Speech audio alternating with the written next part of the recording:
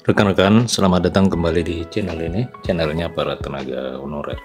Video kali ini rekan-rekan, kita akan membahas terkait dengan peluang tenaga honorer yang berijazah SMA di dalam seleksi CPNS dan pengangkatan honorer menjadi P3K di tahun 2023 ini. Apakah terdapat formasi P3K yang mensyaratkan tenaga honorer yang memiliki ijazah SMA? Silakan disimak dan ditonton secara lengkap video ini agar rekan-rekan sekalian bisa menerima informasi secara utuh dan menyeluruh.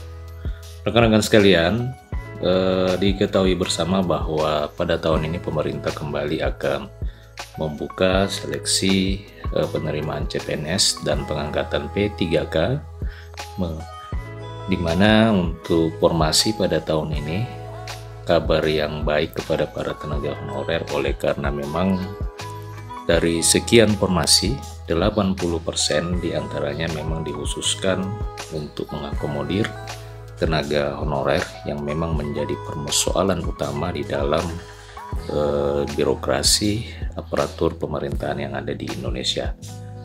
80% itu memang ditujukan untuk para tenaga honorer yang akan diangkat menjadi P3K full time maupun P3K per waktu.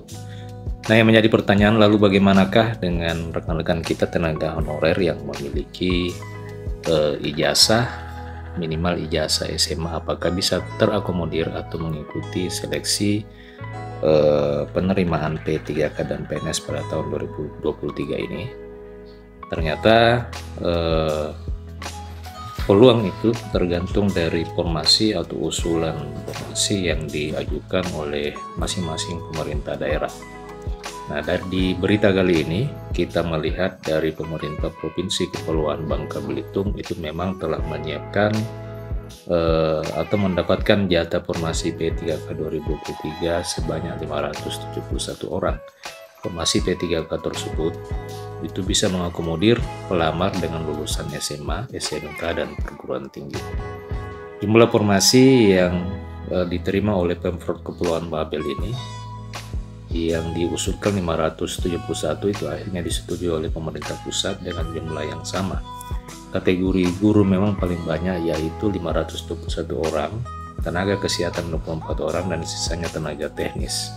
Itu yang dikatakan oleh Kepala Badan Kepegawaian Provinsi Bangka Belitung. Nah, dari rekan-rekan sekalian, dari gambaran salah satu pemerintah provinsi ini, ternyata memang formasi pengangkatan tenaga honorer menjadi P3K itu sebetulnya tergantung dari usulan dari masing-masing pemerintah daerah.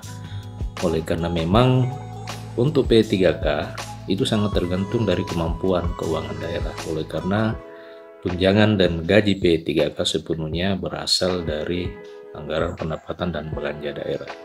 Jadi kalau kita melihat dari apa yang diusulkan oleh Pemprov Kepulauan Bangka Belitung ini, dari sekian banyak honorer yang ada, ternyata mereka hanya mengusulkan 571 orang. Jadi sangat sedikit sekali jika dibandingkan dengan tenaga honorer yang ada di wilayah Bangka Belitung. Jadi rekan-rekan, setidaknya ini memberikan gambaran kepada kita bahwa memang pemerintah daerah lah yang bisa menentukan nasib tenaga honorer ini ke depannya. Apakah memang bisa diangkat atau bisa mengikuti seleksi P3K atau seperti apa. Tetapi rekan-rekan sekalian, tentu kita juga hanya berharap kepada pembahasan rancangan undang-undang ASN, oleh karena memang di rancangan undang-undang ASN ini terdapat satu wacana yang sungguh menarik, yakni pengangkatan tenaga honorer menjadi P3K full time dan paruh waktu yang hanya melalui tes observasi tanpa melalui seleksi kompetensi dasar. Itu yang dikatakan oleh beberapa anggota panitia kerja dari pembahasan rancangan undang-undang ini, bahwa memang tenaga honorer wacananya ke depan itu bisa diangkat menjadi P3K dengan tidak mengikuti seleksi kompetensi dasar, akan tetapi hanya melalui tes observasi. Jika memang peluang atau jalan itu bisa dilakukan atau bisa diambil oleh pemerintah, maka peluang tenaga honorer untuk diangkat menjadi P3K itu sangat terbuka lebar. Tetapi seperti yang saya katakan tadi di awal video ini, bahwa memang sepenuhnya tergantung dari pemerintahan daerah.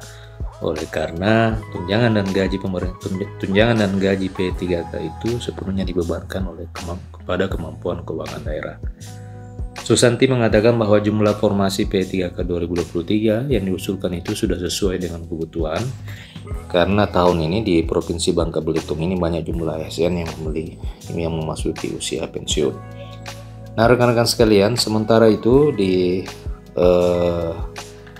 mediaviva.co.id ini berkaitan dengan pengangkatan tenaga honorer itu diharapkan akan segera tuntas di tahun 2024. Hal itu menyusul adanya kenaikan anggaran pendidikan yang memang disampaikan oleh Presiden Joko Widodo pada saat pidato kenegaraan 17 Agustus yang lalu, yang mana untuk anggaran pendidikan itu mengalami kenaikan dan disambut hangat oleh banyak kalangan. Dengan kenaikan anggaran ini diharapkan persoalan pengangkatan 1 juta tenaga honorer khususnya kategori guru itu menjadi pegawai pemerintah dengan perjanjian kerja yang tersendat-sendat segera tuntas. Jadi rekan-rekan sekalian, jadi memang untuk tenaga honorer kategori guru dan tenaga kesehatan memang selama ini memang menjadi prioritas, dan sudah terbukti hampir 100% tenaga honorer guru ini dan tenaga kesehatan itu sudah diangkat menjadi P3K. Jika kita menyimak pengalaman prosedur dan mekanisme pengangkatan mereka yang ada yang melalui tes observasi saja, ini tentu sangat ironis dengan kondisi para tenaga honorer teknis administrasi, di mana harus tertatih-tatih di dalam mengikuti seleksi P3K pada tahapan seleksi kompetensi dasar. Proses pengangkatan tenaga honorer menjadi P3K ini memang bisa kita acungi jempol, oleh karena memang menteri terkait, yakni Menteri Pendidikan, sangat memberikan perhatian yang serius kepada para tenaga honorer kategori guru.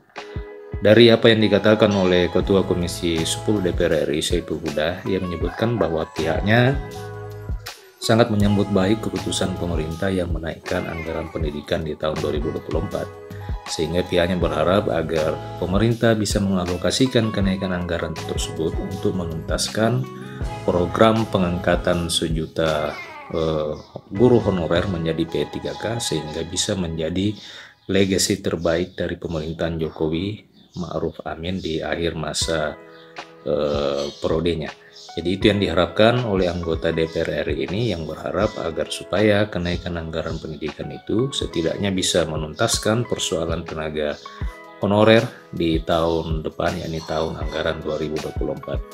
Nah, rekan-rekan sekalian, demikian video kali ini yang membahas terkait dengan peluang honorer yang berijazah SMA pada seleksi P3K dan CPNS tahun 2023, dan juga terkait dengan harapan dari Ketua Komisi 10 DPR RI yang berharap persoalan tenaga honorer guru bisa selesai di anggaran 2024. Terima kasih telah menyaksikan, sampai jumpa di video berikutnya.